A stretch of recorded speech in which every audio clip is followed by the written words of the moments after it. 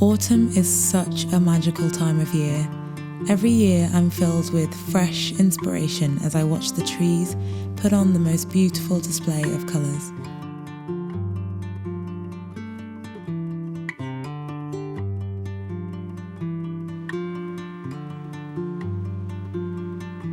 I say it all the time, but there's just something so special about the depth, warmth and earthiness of autumn colours.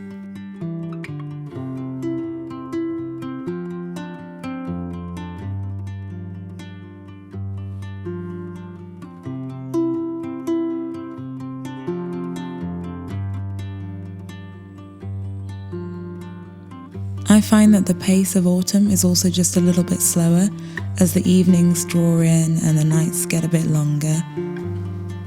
This just makes you want to light every candle in the house and do things that are cosy.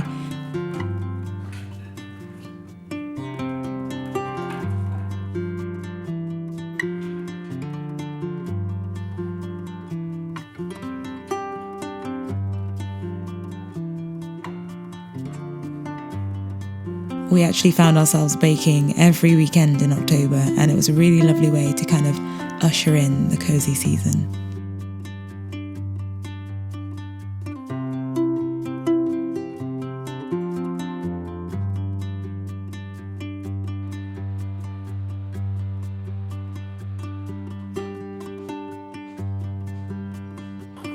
This is so sweet, actually. I think we had too much sugar.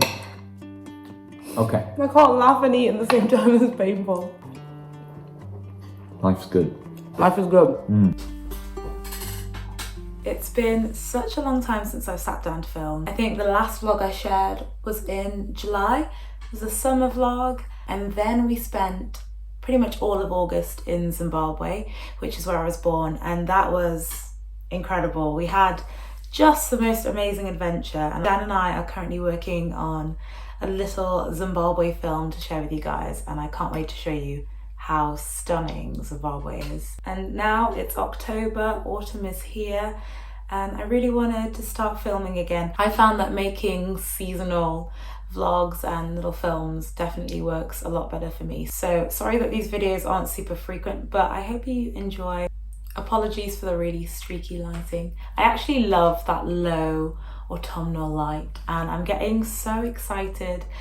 Even though I love warm weather, there's just something about like crisp autumn days. I'm really excited, and the leaves have started to turn. It's just the best time to live in the woods. Like, I'm thankful to live where we live all year round, but this is just the most stunning time. I think anyone who knows me knows that autumnal colours, this kind of palette, is my absolute favourite. It's just what I'm constantly drawn to and where I get most of my inspiration. So I feel like every morning I wake up and look at the trees and I just feel so inspired and so joyful. So I'll have to definitely go out, take you for a walk and show you how stunning it is outside. I am currently working on a autumn winter shop update that is probably gonna go live probably around the same week that I share this vlog, maybe, hopefully, we'll see. So yeah, that is exciting. It's a really busy time. It's one of my biggest shop updates that I've done, and it's around the sort of time when people are going to be doing their Christmas shopping as well. So it's just a busy, intense, full-on time for me in the workshop, but I'm really happy about these new mugs that I've created. I feel like with every new body of work that I create, I just love it more. I think, yeah, that's probably normal, to just like the more practice you get, the more that you love your work. And I feel like it's becoming more and more me and more what I love. I work a lot with wild clay slips. Many hours of work go into creating mugs like these, but they're just, I think, in my opinion, that much more special because there's always a story behind the wild clay that's gone into creating each mug. This is from an adventure that we had in Scotland, and again, I think I talked about this clay in particular in the summer vlog that I shared. So if you haven't watched that, definitely go back and watch that. I should probably stop rambling because I have quite a few things to get on with today. I'm working on a big earring order because if you didn't know, I also make jewelry, and this time of year is probably my busiest time of year for that. So I've got some batches of earrings going off to a coffee shop and another like sort of homeware store as well. I don't always do wholesale, but I've got a couple of wholesale orders, which is like the most I can manage right now, as well as doing my mug shop update. Let me show you what's just arrived in the post.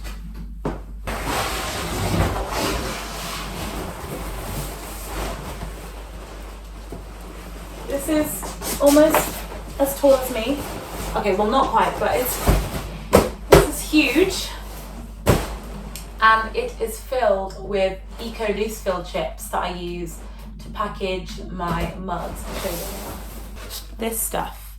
And these are, I think they're made of cornstarch, but basically they biodegrade in water, so you can get rid of them down the sink if you want to, or you can put them in your compost in the garden as well. So yeah, I've got I've got a lot of those to sort through. I'm pretty sure I won't be running out of them. There goes the plant. Well, I'm pretty sure I won't be running out of those anytime soon. I'm not sure if it's like translating. I'm not sure if it's translating on camera just how big this is, but it's huge. Poor plant, it's looking a little bit sad. I've been really busy and I'm neglecting this little guy. So I need to water that, add that to the to-do list. I'm going to show you a bit of the process of what went into some of the mugs that are going to be in my next shop update as well. Just the usual glazing, all of that kind of stuff. I think with the like change of season and everything getting so much cozier, I've been really inspired to create some really cute homeware bits. Every month I like to set aside a couple of days to make things that I'm potentially not going to sell, but just experiment with stuff and make things for myself. These may end up turning into like future products, but it's just really fun for me to create stuff and develop my craft, and it be like a no pressure, just creating things from clay for fun and for myself. And I made some cute homeware bits which I will pop up. One more thing before I go. I thought it'd be nice whilst I'm here anyway to show you some of the mugs that are going to be in my next shop update. There's quite a few different designs. So starting with a classic one, this wild clay brushstroke mug. Very beautiful. If you followed along with my stuff for a little bit, you know this one's a classic. Something a bit more simple, this organic flute mug in a bit of a taller shape. I've gone for a taller shape for most of the mugs this time, and again it's just really tactile and lovely to hold on to when you're drinking your tea or coffee. This is the hillside mug. It's just gorgeous, inspired by my love of mountains, valleys and hills and all of that stuff. It just reminds me of all the lovely adventures that I've had. And this has got wild clay from Scotland and from Shropshire on it as well. The process of making this was really lovely. Then I've also got some of these. I'm not sure if this one has a name yet. I've not come up with a name yet. So if you have any suggestions, let me know in the comments. Although I probably will have had to decide by the time I share this video. But again, this has got wild clay. This is really special well, it's all very special wild clay, but this is clay that I found at the river just a couple of minutes walk away from our house. So very special. Really nice to hold. I think that's all of them.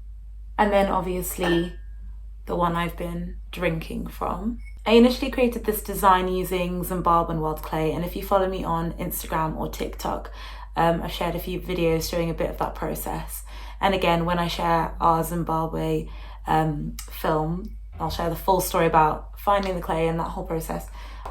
Oh no, there's one more. This one as well. I love them all. They're all my favourite, but I really love this one. I really love the big handles on this one. Again, this was also made using clay that I found right outside our home by the river. So a lot of wild clay mugs in this shop update. And like I said, yeah, making them all has been an adventure. So much work goes into it, from finding the clay, digging it up, processing it, and then using it to design these mugs. I hope that you love them as much as I do. So I will stop rambling and I will crack on with all my work.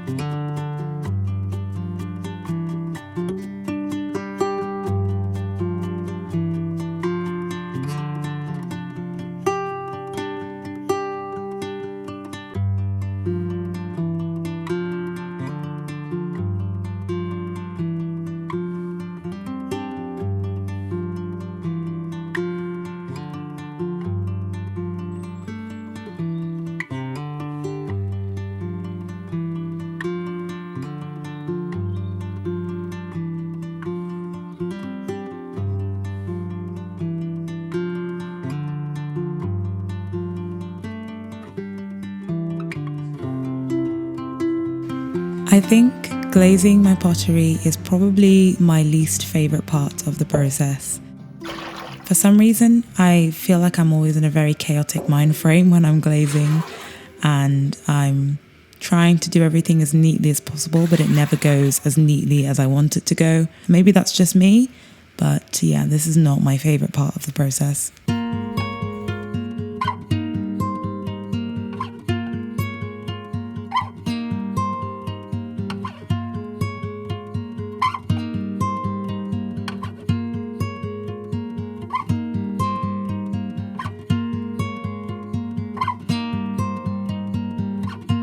It doesn't feel like autumn until we've made cinnamon buns. This is one of my favourite traditions. I can't get over how good this cinnamon sugar smells. I kind of just want to eat it now.